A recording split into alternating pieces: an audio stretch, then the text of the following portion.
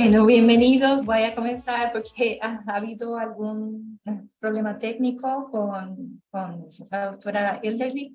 Así que voy a comenzar este panel que hoy tenemos, que se titula La enseñanza del español y la cultura mexicana en el CEPE, un siglo de experiencia.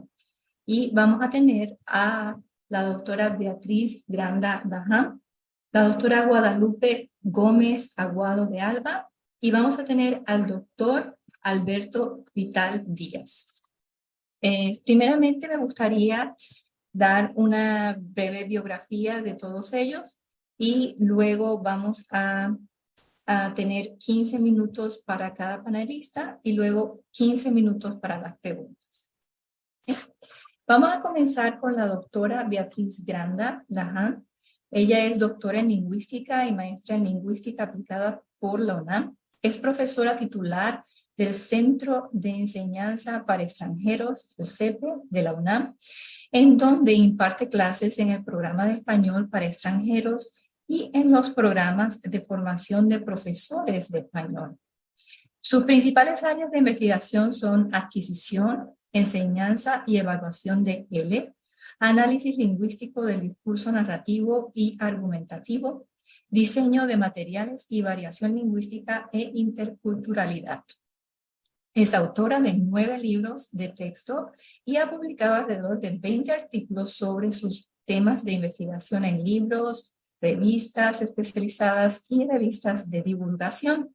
Su última publicación es Lingüística y Didáctica de la Lengua en el CEPE a 100 años de su creación. Así que démosle la bienvenida a la doctora Granda Daján. Luego tenemos a la doctora Guadalupe Gómez Aguado de Alba. Ella es doctora en Historia por la Facultad de Filosofía y Letras de la Universidad Nacional Autónoma de México. Ella es profesora de tiempo completo en el Centro de Enseñanza para Extranjeros de la misma universidad. Sus líneas de investigación se han centrado en el estudio de las relaciones Iglesia-Estado, en el conservadurismo, en la historia de la mujer del siglo XIX y en la imagen de la conquista en la historia de México. Ha impartido cursos de historia de México desde el periodo prehispánico hasta la época contemporánea. Ha coordinado y escrito libros y artículos de investigación. Ha participado como ponente en eventos académicos en México y en el extranjero. Ha sido organizadora y coordinadora de diversas actividades académicas y ha participado en proyectos de investigación. Es miembro del Sistema Nacional de Investigadores. Así que demos la bienvenida a la doctora Gómez Aguado de Alba. Y sin más, tenemos al doctor Domingo Alberto Vital Díaz. El doctor es doctor en letras por la Universidad de Hamburgo en el área de hispanística. Como investigador adscrito al Seminario de Hermenéutica del Instituto de Investigaciones Filológicas, ha estudiado la obra de Rulfo, Rilke, Borges, Torres Bodet y Salado Álvarez, dentro de diversas líneas teóricas como la estética de la recepción, la hermenéutica, la literatura comparada, la pragmática de la comunicación literaria y la homonástica. Es un reconocido especialista en la obra de Juan Rulfo. Entre sus numerosas publicaciones se destacan noticias sobre Juan Rulfo y los argumentos de los asesinos. En la última década ha desempeñado importantes cargos como funcionario de la UNAM, sin detrimento de su carrera académica y literaria. Ha sido director del Instituto de Investigaciones Filológicas y coordinador de Humanidades. Y en enero de 2020 tomó posesión como director del Centro de Enseñanza para Extranjeros. Así que démosle la bienvenida a nuestros panelistas. Vamos a comenzar con la doctora Beatriz Granda Daján, y su tema es Grandes momentos en la historia de la enseñanza de español en el CEPE. La doctora Beatriz hablará sobre tres grandes etapas en el desarrollo de la enseñanza del español en el CEPE y sus vínculos con la enseñanza del inglés a partir de las teorías más relevantes sobre este tema. Muy bien, muchas gracias, Julia. Muy buenas tardes a todos, a todas, quienes aquí me acompañan y también quienes asisten por vía remota y nos escuchan y nos ven. Muchísimas gracias por su presencia. Y bueno, es un honor estar aquí en la cuarta semana de la lengua española en Estados Unidos y Canadá. Como bien mencionaba Julia, voy a presentar un resumen de un capítulo de un libro que se acaba de publicar en el CEPE, para lo cual voy a abrir mi presentación. Entonces, el libro del que hablo se titula De la Escuela de Verano al Centro de Enseñanza para Extranjeros, 1921-2021, Historia Cultural de una Institución Centenaria. Y somos 4 autores. Está coordinado por la doctora Ligia Fernández Flores y por el doctor Oscar Flores Flores. En mi caso, yo presentaré el capítulo que se titula Lingüística y Didáctica de la Lengua en el CEPE a 100 años de su creación. Me voy a referir a 3 grandes momentos. Así, digamos, agrupé las grandes etapas de cambios importantes en la enseñanza de lengua que están vinculados a la vez con cambios en la teoría lingüística, cambios que vienen de la investigación y de la teoría lingüística y que han tenido gran repercusión en la enseñanza de lenguas. Entonces yo lo agrupé en estos tres momentos. Un primer momento en el que la lengua es el objeto de aprendizaje, la lengua en sí misma. O sea, nos enfocamos a los aspectos formales. Un segundo momento en que la atención se dirige a la lengua para la comunicación. Y lo que buscamos es la competencia del usuario, que se pueda comunicar. Y por último, un momento en el que el contexto es lo importante, el contexto multicultural, multilingüe. Y la lengua funciona como mediadora de culturas. En este caso, la atención se dirige al usuario como ciudadano del mundo. Bien, estas 3 etapas es una manera de sintetizar, porque desde luego son 100 años de historia que trataré de resumirlas en 15 minutos. Pensé que eran 20, espero no pasarme. Entonces, bueno, se trata de un ejercicio de síntesis en donde pues haré algunas generalizaciones. Todas estas etapas, digamos, en el CEPE, dentro de la misión del CEPE, que siempre ha sido la enseñanza y la difusión de nuestra lengua y de nuestra cultura. Bueno, los primeros años, vínculos con universidades norteamericanas. La Escuela de Verano, desde su creación en 1921, tuvo la aspiración de ofrecer materias que obtuvieran el reconocimiento de universidades norteamericanas. Y esto se logró con creces en los primeros años porque rápidamente se otorgó valor académico a nuestros cursos. En 1929 ya se había establecido el grado de maestro de artes especializado en español, que fue reconocido por universidades de Estados Unidos como Masters of Arts.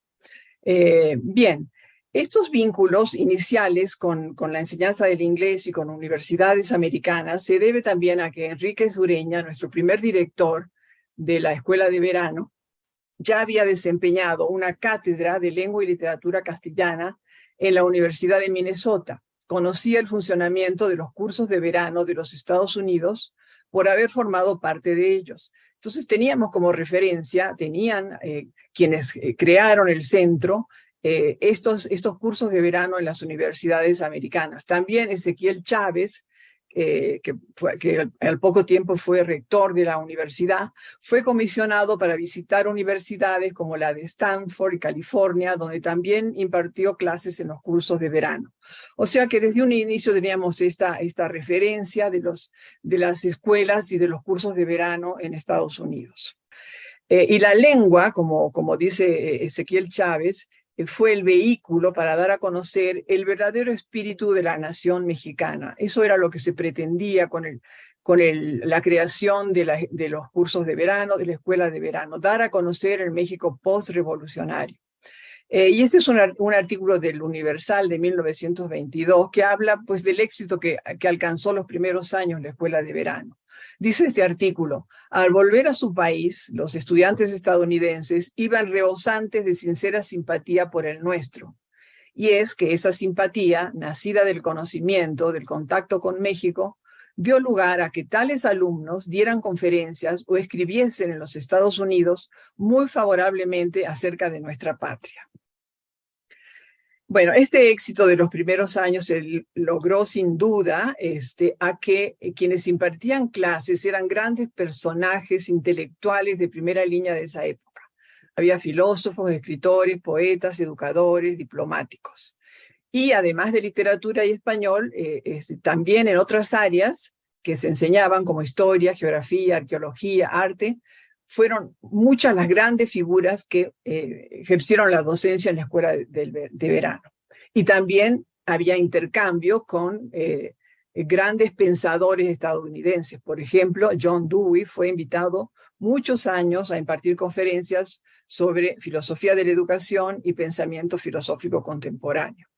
Aquí vemos una foto, lástima que no la pueden ver en grande, es una foto muy bonita de un evento académico, también en los primeros años, en el patio de Casa de los Mascarones, que es la primera sede de la escuela de verano.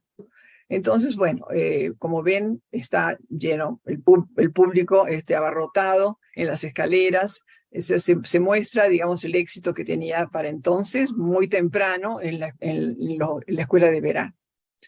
Pero bien, ¿cómo se enseñaba español entonces? Cuando se creó la escuela en 1921, todavía había influencia del estudio de las lenguas clásicas, sobre todo del latín, que seguía vigente y que se enseñó durante muchos años en el CEPE. Durante muchos años se enseñó, incluso hasta el año 81, una maestra que impartía clases de latín ya en la etapa final. Los cursos fueron hasta 1981. Y a partir de esta influencia se utilizaba el método llamado gramática-traducción. O sea que lo que se hacía era traducir y sobre todo de la lengua escrita. Y se hacía énfasis en los aspectos formales de la lengua. El método era deductivo, se daban reglas, se daban listas de vocabulario, así se construían oraciones, se traducían textos. Pero también en ese momento ya se estaba en una condición en que las universidades buscaban otro tipo de enseñanza que se adaptara a las demandas de una mayor población que quería acceder al conocimiento de otras lenguas, diferentes de la propia, desde luego, y a la necesidad de una didáctica que promoviera la producción oral. Piensen que a principios del siglo pues ya empezaba a haber mucha inmigración, más viajes, y entonces creció esta demanda. Muchos de estos cambios tienen que ver también con condiciones históricas, sociales, ¿verdad? Entonces, ese era el principio de lo que heredamos como metodología. En 1916 se crea, digamos, que se emerge una teoría que es sumamente importante, que causa una verdadera revolución en la lingüística. Es más, le da carácter científico a la lingüística, y es el estructuralismo. Teoría creada por Saussure, un lingüista suizo, que, bueno, en 1916 se publica su curso de lingüística general. Esto lo publican sus alumnos que sistematizan su teoría. Y voy a leer un pequeño párrafo de Saussure. Dice: tomado en su conjunto, el lenguaje es multiforme, a caballo en diferentes dominios. A la vez es físico, es fisiológico y es psíquico. Pertenece además al dominio individual y al dominio social. No se deja clasificar en ninguna categoría de los hechos humanos, porque no se sabe cómo desembrollar su unidad. Me gusta mucho esta cita que habla de la complejidad del lenguaje, pues desde entonces hasta ahora hemos tratado de desembrollar esta complejidad y seguimos haciéndolo. Pero entonces es Saussure quien quien logra hacer una descripción y a partir de una visión científica del fenómeno estudiado como un sistema, como una unidad, un objeto cerrado, independiente del observador, a partir de evidencias empíricas. Es una descripción de la lengua, de sus elementos, de sus paradigmas, de sus relaciones. Entonces, esto realmente es una revolución en este momento y además marca una dirección, deja una huella. Todavía no podemos enseñar lengua sin conocer la gramática de la lengua, el sistema gramatical, ¿sí? Bien, y esto en Estados Unidos también tiene un gran efecto en todo el mundo, y particularmente en Estados Unidos, para la enseñanza del inglés, surge el método audiolingual. Quizás muchos de ustedes, de niños, les tocó este método, y proviene de una combinación muy poderosa entre el estructuralismo lingüístico de Bloomfield. Bloomfield es un lingüista, creo que de la universidad de, no recuerdo si está en California, y Skinner, que es un estudioso, un psicólogo, estudioso de la conducta. Entonces ellos lo que plantean en ese momento es que el aprendizaje en general, y sobre todo el aprendizaje de lenguas, se produce a través de estímulos y respuestas. Entonces surge este método que consiste básicamente en crear hábitos a través de la repetición de estructuras oracionales. Se da primacía al oral y surgen, por ejemplo, los laboratorios de idiomas. Toda escuela que se precie de buena escuela debía tener un laboratorio. Este método cunde en la enseñanza de todas las lenguas en el mundo y también deja su huella, y todavía encontramos ejercicios de este tipo, ya no como la parte central de la enseñanza, pero de manera complementaria. En el CEP, entonces, ya comienzan a elaborarse materiales de texto. En un inicio, cada profesor elaboraba su material, pero ya en estos libros que acá aparecen como Español 1, también es Español para extranjeros, estos dos son de una gran maestra que se llama Ana María Maqueo, que hizo una serie de libros. Ya encontramos este enfoque en los hábitos, en los ejercicios, en conductual, digamos. Pero ya también tienen, y los mismos autores dicen, ¿no?, que ellos optan por una postura ecléctica y tienen una fuerte influencia del conductismo y del modelo situacional de la lengua. O sea, ya no son oraciones aisladas, fuera de contexto, sino que ya empiezan a tener algún contexto situacional, que digamos, es el germen de un enfoque que viene más tarde. Este modelo situacional de la lengua es creado por Berlitz, también en Estados Unidos, y es muy exitoso. Hasta hace pocos años había escuela Berlitz acá en México, no sé si todavía existen, pero hasta no hace mucho tiempo había muchas escuelas Berlitz. Y bueno, y acá hay un ejercicio, por ejemplo, no se alcanza a ver porque tenemos la pantalla un poco más chica, pero se repetían. Por ejemplo, acá dice algo así como los muchachos prefieren estudiar después, y los alumnos tenían que escribir. Los muchachos prefieren que nosotros estudiemos después, prefieren que ella estudie después. En fin, era una manera de repetir las estructuras de la lengua e ir incorporando como una especie de almacén en la mente todas estas estructuras. Muy bien, surge otra teoría muy importante, que es el generativismo, a cargo de Noam Chomsky, un brillante filósofo, lingüista, politólogo estadounidense. Él esto lo hace, trabaja sobre todo en MIT, ahora creo que está en la Universidad de Arizona, y su teoría habla de la gramática generativa, o sea, trata de explicar cómo se genera el lenguaje, y muestra la insuficiencia del estructuralismo para reflejar las características del lenguaje, así como el conductismo para explicar su adquisición a partir del refuerzo de hábitos. No adquirimos la lengua a partir de patrones y de refuerzo de hábitos, sino con la sola exposición de la lengua, el niño aprende, incluso aprende en etapas muy tempranas, aprende a hablar con la sola exposición de la lengua. Lo que llamó Chomsky el problema lógico de la adquisición del lenguaje. Se refiere a la capacidad del niño de apropiarse de un conocimiento lingüístico abstracto a partir de una exposición de muestras poco organizadas e incompletas en un periodo breve. O sea, aquí tenemos otra contribución muy importante que ve la lengua todavía desde el punto formal, pero desde otra visión, de una visión que trata de explicar qué es la lengua. No tanto de describir, sino de explicar esa capacidad que tenemos los humanos, que es única de los humanos. La cognición, incluida la lengua, es particular de los seres humanos.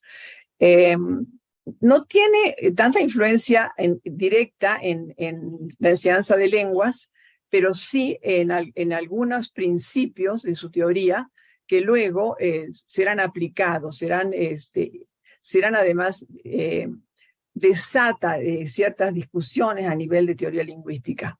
Y digamos que todavía está esta visión universalista de lo que él llama universales lingüísticos. Él dice, acá hay una cita de Chomsky, donde dice que la tarea del lingüista es desenterrar los grandes principios que subyacen en las gramáticas de todas las lenguas. No describir, sino explicar qué clase de criaturas somos que tenemos este lenguaje.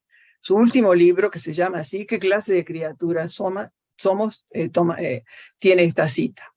Y bueno, hay muchos autores y investigaciones sobre el tema. Por ejemplo, Moreno Cabrera es un estudioso español que tiene esta visión universalista y que muestra cómo, a pesar de la diversidad de las lenguas, hay una limitada serie de principios y patrones generalizados que se repiten y hacen posible obtener una visión más unitaria y afín de las lenguas de lo que podría esperarse de dicha impresión de diversidad. También me gusta esa cita que él pone, que dice, ¿de dónde proceden las categorías gramaticales?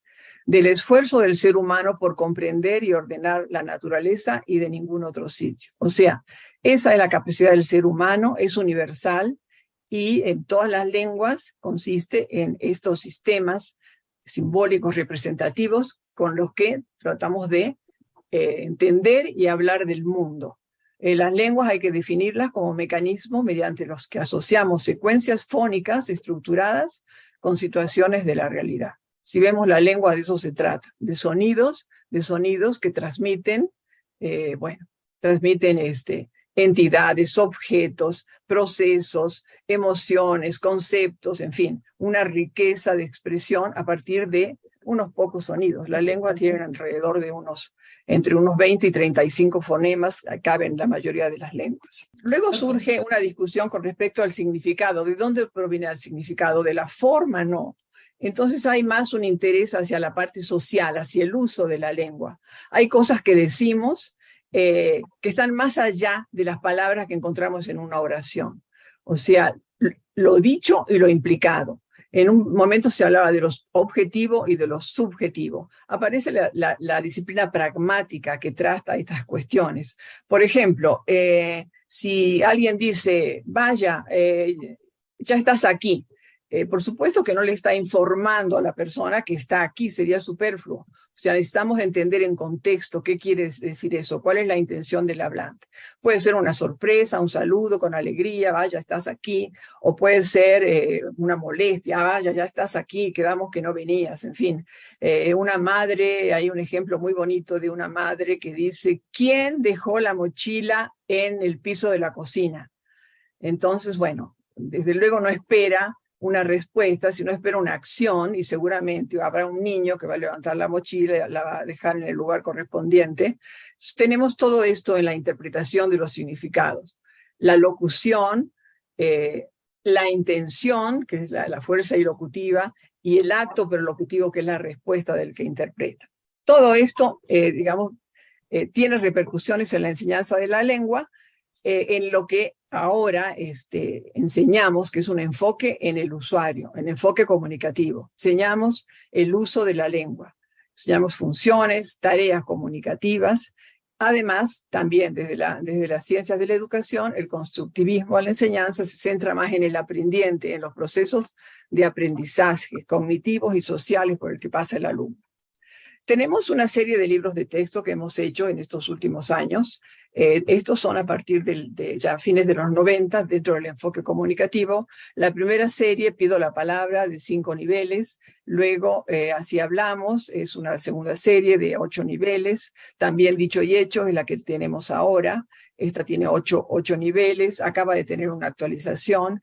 Esta otra serie de Español para la Vida Cotidiana no es para el programa del CPCU, pero se usa en otras sedes, incluso creo que acá en Chicago se usa, o se ha usado. Y todas, en todas estas, en estos libros ya se ve reflejado bueno, este enfoque al usuario. Aquí tenemos algunos materiales de enseñanza, no se alcanzan a ver por el tamaño de la pantalla, pero bueno, los temas ya son diferentes, la lengua se enseña en contexto. Aquí tenemos una historia sobre una persona que ganó un premio por el Día del Hábitat. Aquí tenemos una lección sobre las mujeres y el trabajo, siempre en contexto. Las prácticas de enseñanza también son a nivel del discurso, tienen que organizar párrafos de un discurso. Este es el tema de la migración. Partimos de lengua genuina que tomamos ya sea de videos o bien adaptamos en el caso de los niveles iniciales, pero adaptamos de videos, damos aquí las referencias para que puedan ver los videos. Bueno, aquí tenemos más ejercicios. Todos estos ejercicios son diálogos, son testimonios, entrevistas. En todos estos se habla de la migración, de mexicanos que van al extranjero o de extranjeros que vienen a México, las cosas que extrañan de su país, en fin, aquello que es parte de la vida cotidiana de los estudiantes, del interés de los estudiantes. Y bueno, también ha crecido mucho la investigación en el CEPE. Aquí tenemos algunos de los libros que publicamos. Hay también un aumento en la difusión. Ahí tenemos una revista de CIRES, otra revista Flores de Nieve. Aquí tenemos algunos libros de texto y las áreas de investigación son, en general, la pragmática, la gramática y la pragmática. Esta es una portada de un libro elaborado en el 2020 por un grupo de maestros del CEPE, y estos son los temas que nos ocupan, ¿sí? Y en los que hay, bueno, mucho intercambio, sobre todo con investigadores, con universidades, con grupos de línea de investigación de Estados Unidos, ¿sí? Y, bueno, toda esta interdisciplina, análisis del discurso, pragmática, en fin. Esta es solo una muestra de algunos de los libros. Yo los invito a que vayan a la página del CEPE para ver cómo toda la oferta que tenemos y las publicaciones. Y por último, lo que ahora en las últimas décadas hemos estado muy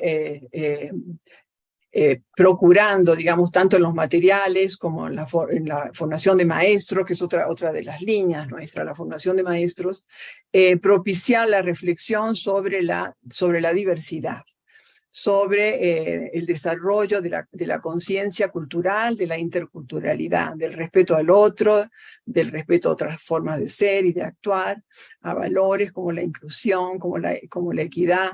Particularmente el tema de la variación lingüística es muy importante en el aula de clase, ¿verdad? Porque, bueno, de hecho tenemos aulas multilingües, pero también donde la variación del español se manifiesta porque vienen alumnos que han estudiado con otras variedades en España, alumnos coreanos que han estudiado en Argentina o han estudiado en Europa con materiales españoles, pero con maestros venezolanos, en fin. Y además están en un contexto de inmersión donde están expuestos a la variedad coloquial de México, porque ellos viven con diferentes comunidades mexicanas. Y bueno, luego se ve cómo adoptan, por ejemplo, el lenguaje de los jóvenes, ¿no? En los tiempos de descanso, ellos aprenden a adecuar su lenguaje y también llevan al aula preguntas de lo que escuchan, cómo se dice, ¿sí? ¿Se dice habemos o no se dice habemos? Porque nosotros escuchamos que se dice habemos, lo dicen los políticos, lo dicen los maestros, se dice viniste o veniste, en fin. Todo eso día a día tenemos que dar respuesta a las cuestiones de variación. Tenemos hablantes de herencia que tienen unas características especiales son parte de nuestros grupos y que, bueno, tienen cierto apoyo. Los alumnos que tienen de lenguas distantes o que necesitan apoyo en particular en la lengua escrita o en la oral, en la pronunciación, tienen cursos complementarios que apoyan esta cuestión. Bueno, creo que lo voy a dejar acá, pues ya me debo haber pasado de los 20 minutos. Muchísimas gracias. Y muchísimas gracias, doctora. Y ahora vamos a continuar con la doctora Gómez Aguado de Alba.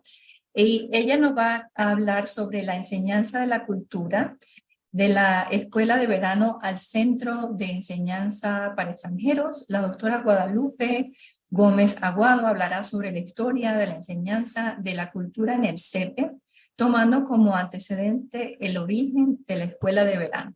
¿Ok?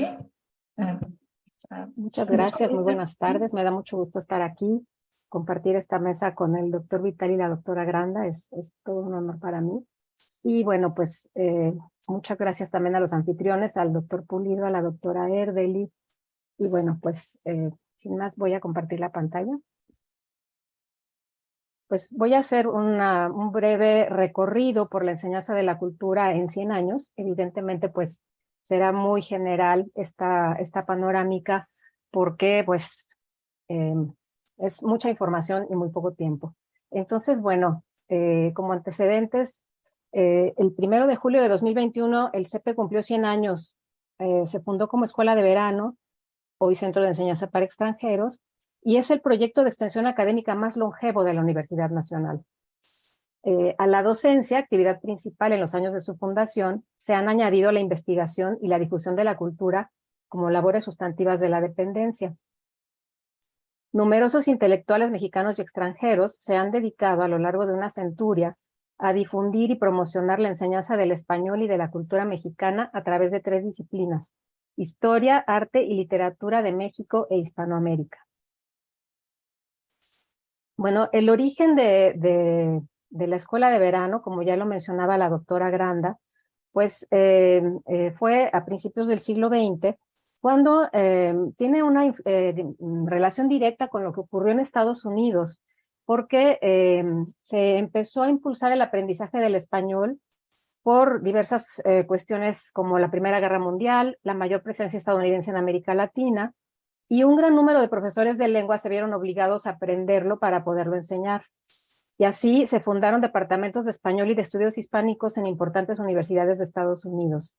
Como vemos, este folleto promocional, que es de los años más o menos 1915, habla de una excursión a la tierra azteca organizada por la Universidad de Oklahoma. Entonces ahí vemos ya el interés que había por México desde entonces.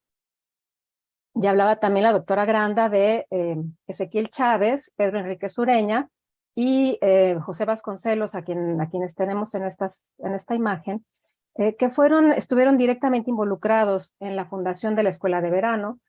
José Vasconcelos como rector de la universidad. Ezequiel Chávez ya había tenido un proyecto similar desde la época porfiriana, porque él era ministro de Bellas Artes y de Instrucción Pública, y había hecho investigaciones en Estados Unidos de cómo abrir cursos de verano para extranjeros. Vino la Revolución, y después de la Revolución, cuando José Vasconcelos fue nombrado ministro de Instrucción Pública, de Educación Pública, perdón, y rector de la Universidad Nacional, encargó a Pedro Enrique Sureña que hiciera una investigación al respecto sobre la enseñanza de español, cursos de verano en distintas universidades del mundo. Y finalmente, pues, Ezequiel Chávez y Pedro Enrique Sureña fueron los creadores, digamos, de la idea de los cursos de verano. La primera sede de la Escuela de Verano fue el Palacio de la Autonomía, que también era sede de la Rectoría de la UNAM. Ahí empezaron a enseñarse gramática y fonética española, filología, lectura e interpretación de textos españoles, y también literatura española e hispanoamericana, literatura comparada, geografía de México, historia de América Latina, arte español, arte mexicano, arqueología mexicana, canción mexicana. En fin, era una variedad de temas con la intención de dar a conocer México a los estudiantes que llegaban en esa época a la escuela de verano. La mayor parte de los estudiantes extranjeros que llegaban eran profesores norteamericanos de lengua española. Es decir, ellos ya hablaban español, pero venían a perfeccionar la práctica de la lengua y sobre todo a aprender cultura. Y esta iniciativa era una prioridad porque la intención era cambiar la imagen de México, que había adquirido una imagen muy mala después de la Revolución Mexicana, de una década de guerra. Y entonces se buscaba cambiar esta imagen y sobre todo que México se conociera por su riqueza cultural y no por los problemas políticos que había sufrido. Este es el primer folleto de los cursos de vacaciones para extranjeros, así llamados en la escuela de verano. Y aquí en este folleto se anunciaba: la universidad se propone ofrecer con estos cursos una oportunidad a los extranjeros y en especial a los norteamericanos que se dedican a la enseñanza del castellano en los Estados Unidos, para que afirmen y empleen sus conocimientos en esta lengua y para que además visiten la República Mexicana y se familiaricen con las costumbres y vida de un país de tradición latina. Ahí vemos muy claramente la intención que tenían estos cursos desde su fundación. Entonces, bueno, como parte integral de este proyecto se incluyeron clases de baile tradicional. Aquí vemos un grupo de extranjeros en estos primeros años, y también visitas guiadas a iglesias, museos, edificios públicos de la capital y de pueblos de los alrededores de México. Y entonces, bueno, además, desde entonces también se pensó incluir a estudiantes nacionales, especialmente maestros de educación secundaria y preparatoria, para que también aprendieran cuestiones generales sobre cultura mexicana y perfeccionaran su conocimiento de la cultura. En 1926 la escuela cambió de sede al edificio conocido como la Casa de los Mascarones, y aquí permaneció 30 años, los años de la consolidación de este proyecto. Cabe señalar que muchos de los académicos y de los estudiantes que venían a la escuela de verano era la arqueología, que bueno, fue un tema que fue parte fundamental de la cultura en el primer cuarto del siglo XX. Y bueno, pues en la presencia de la historia antigua de México en los cursos de la escuela de verano, desde su fundación, pues era parte de una tendencia internacional por estudiar las culturas ancestrales. Entonces, bueno, debido a esto, grandes arqueólogos fueron maestros de la escuela de verano, como Alfonso Caso, Ramón Mena y Manuel Gamio.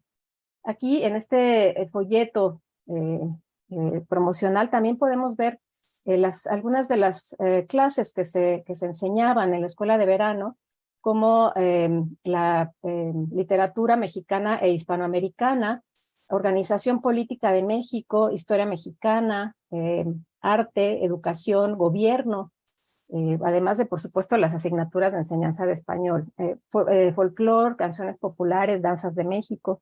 Entonces vemos una gran variedad en cuanto a la enseñanza cultural.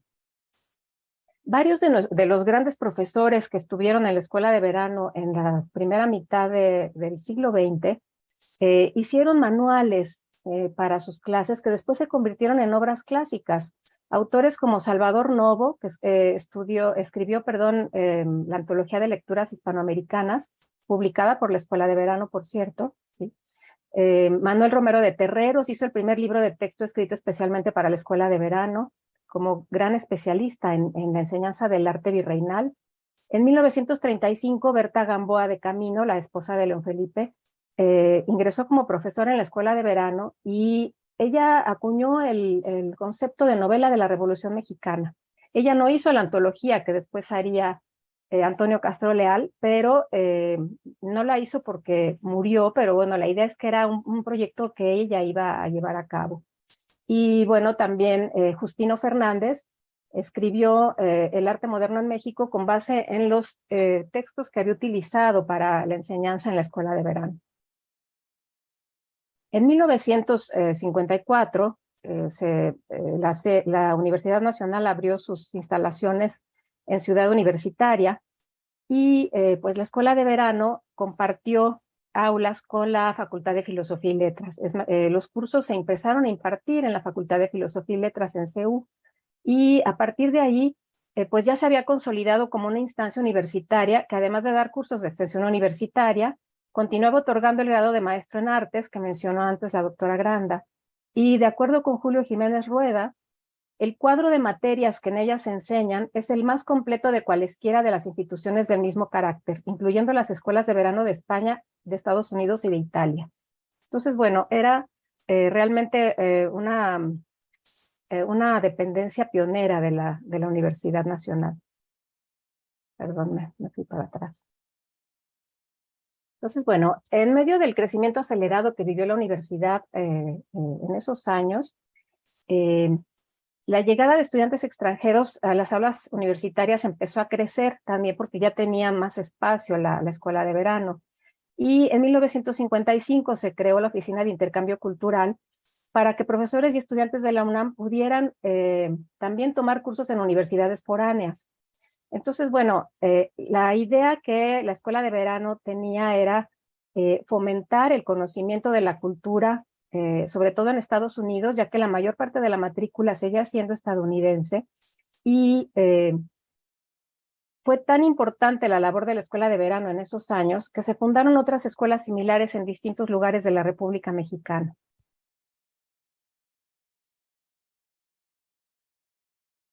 En 1955, Antonio Castro Leal se hizo cargo de la dirección de, entonces se llamaban cursos temporales, la escuela de verano y cursos temporales, e hizo patente la necesidad de que se creara un departamento que concentrara las actividades relacionadas con las relaciones culturales y la política exterior de la universidad.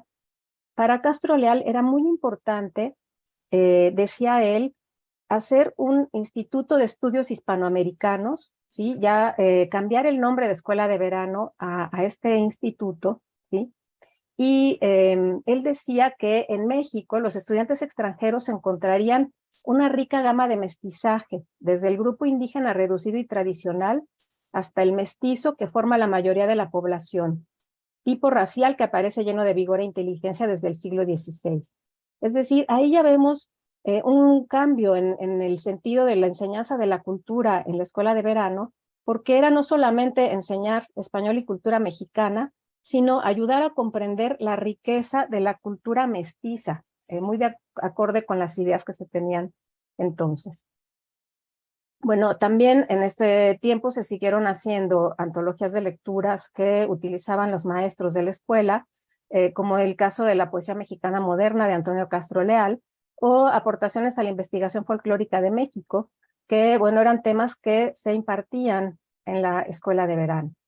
Y bueno, en la década de los años 60, Antonio Castro Leal expresó sus preocupaciones porque a pesar de que había estudiantes que completaban dos años completos de cursos en la escuela de verano, que eran quienes cursaban la maestría en artes, la UNAM se negaba, decía él, a cambiar su vieja escuela de verano por el Instituto o Centro de Estudios Hispánicos que él había propuesto en innumerables ocasiones.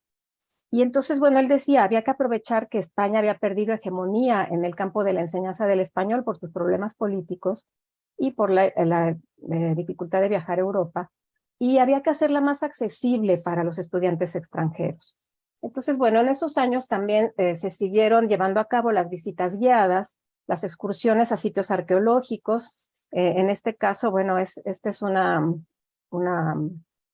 fotografía de estudiantes de la escuela de verano que iban a visita a Teotihuacán. Entonces, bueno, fue un programa sumamente rico el de las visitas guiadas en ese tiempo. En cuanto a los grados que otorgaba la escuela, aquí tenemos el historial académico de una estudiante estadounidense que llevó a cabo todas las asignaturas correspondientes a la maestría en artes, en este caso de literatura hispanoamericana, y pues eran asignaturas en las que se incluía también un seminario de tesis. Como se ve, eran estudios que, bueno, tenían que realizar una tesis para obtener este grado, y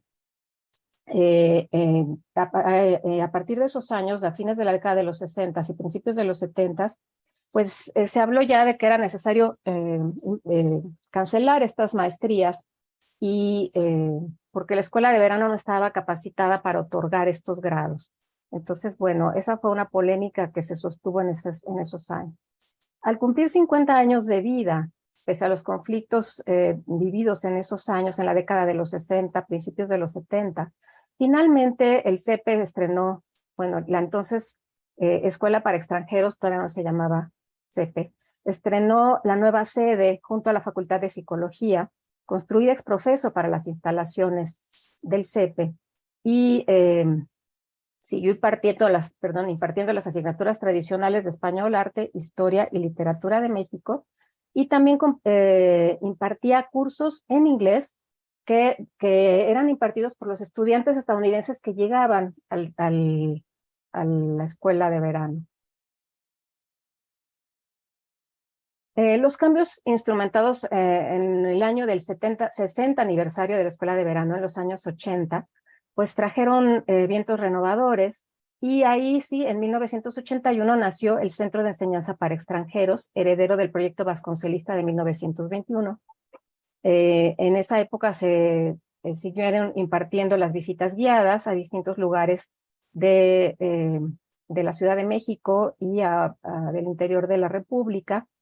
Y algo importante también que ocurrió a mediados de los años 80 fue la organización de la Semana de la Sociedad Chicana, en la que fue inaugurada en el Palacio de Minería por el rector Jorge Carpizo y por el presidente Miguel de la Madrid, y como fruto de ese encuentro se creó el área de estudios chicanos en el CEPE, que funcionó hasta principios de la primera década de este siglo XXI. Esto, bueno, como respuesta a las inquietudes que había de hacer este tipo de estudios sobre las comunidades mexicanas en Estados Unidos. Hacia el final del siglo XX se diversificó la nacionalidad de los estudiantes, que si en los inicios de la escuela de verano eran en su mayoría estadounidenses, para 1994 provenían de 59 países, entre los que Estados Unidos ocupaba el primer lugar, seguido de Japón y Corea. En esa época empezaron a llegar cada vez más estudiantes asiáticos. Pero se siguió enseñando la cultura como se había enseñado desde su fundación, y después de la desaparición de los grados de maestros en artes, se empezaron a impartir diplomados, y especialmente el diplomado en estudios mexicanos, que fue el pionero en los diplomados de cultura que hasta hoy se ofrecen en el CEPE. Con esto termino. Muchas gracias. Sí, ok. Bueno, entonces nos queda el doctor Vital, que retomará algunas de estas reflexiones para hablar sobre el presente, pero sobre todo el futuro del CEPE, su proyección y nuevas formas de enseñanza, aprendizaje a partir de la experiencia de la pandemia, ¿no? Y qué le depara el futuro al CEPE, ¿sí? Así que le doy la palabra al doctor Vital. Creo que ha sido muy claro lo que se ha expuesto aquí. Entonces, sobre esa base, creo que el sueño del centro sigue siendo convertirse en una escuela nacional. Para eso tendríamos que pensar por lo menos en 3 licenciaturas, es decir, con una que se cumpliera, se abriría la posibilidad de que tuviéramos una escuela nacional, porque así son las reglas de la UNAM. Una licenciatura en escritura, en la que he trabajado, una licenciatura en didáctica del español, podría ser también, según he recogido también el interés, y una licenciatura en estudios mexicanos. Esto lo he conversado con el doctor Leonardo Lomelí, secretario general de nuestra universidad. Por lo que acabamos de ver, hay una gran experiencia en métodos de enseñanza y de evaluación, entonces eso nos da una base muy sólida para pensar, soñar incluso en una escuela nacional a través de una licenciatura. Por ejemplo, también en evaluación tenemos una extraordinaria experiencia, y en certificación. Si me preguntaran dónde está el futuro del centro, yo diría que está justamente en estas 3 áreas, en el crecimiento de estas 3 áreas. Son seguros los avances que va a tener el centro por la extraordinaria solidez que tiene toda la planta académica en todas ellas. Entonces yo estoy muy confiado en que así va a ocurrir. Retomo las palabras hacia el final de la exposición de la doctora Beatriz Granda, cuando habla de la lengua como mediadora de culturas, usuario como ciudadano del mundo. me recordó una reunión que tuvimos con la Universidad de Indiana hace aproximadamente un mes, donde hablábamos de justamente Global Citizenship. Creo que es el concepto en el que hay que pensar justamente la construcción de una ciudadanía global para enfrentar todos los retos que estamos enfrentando. La enseñanza de lengua se sitúa en un lugar estratégico, absolutamente estratégico, en el futuro de la humanidad, porque está muy ligada esta enseñanza y está muy ligado el dominio de lenguas a la comprensión de la otra persona. Las guerras y las violencias están muy ligadas a simplificaciones, a sesgos cognitivos, a miedos que tienen que ver con el desconocimiento de la otra persona. El monolingüismo tiende a provocar el simplismo, que a su vez permite el crecimiento del populismo. En ese sentido, entonces, la expansión hacia otras lenguas es una contribución muy seria de cada persona al mejor, a la mejor comprensión de las demás personas. Nombres posibles para el futuro. Yo he pensado en Centro de Enseñanza del Español y la Cultura Mexicana, algo así como el CEDELC o CEDELCUM. Les puedo asegurar que si entran al CEPE y no oyen unas siglas en 10 minutos, es que no están en el CEPE. El CEPE y las siglas están profundamente ligados. Así es que si pensamos en nombres posibles, hay que pensar en sus siglas también. Escuela Nacional de Español y Cultura. En ese sentido sería la ENEC. Entonces también, y me gustó esto que planteaba la doctora Gómez Aguado de Instituto de Estudios Hispanoamericanos de Antonio Castro Leal. Si nos convertimos en un instrumento, en un instituto, pues lo podemos lograr.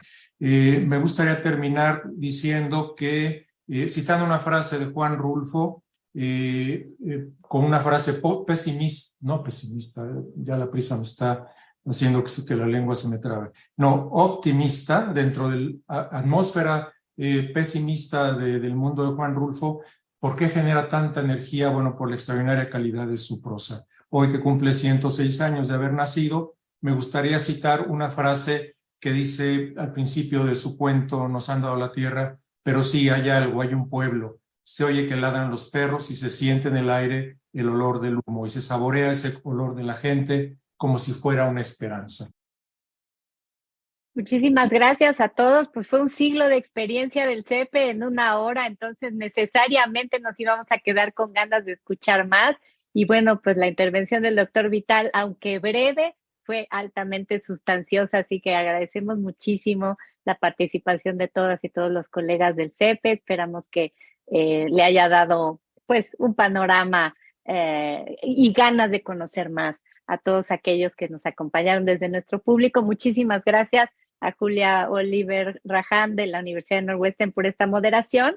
Y bueno, pues vamos a hacer una brevísima pausa para dar inicio a la siguiente mesa.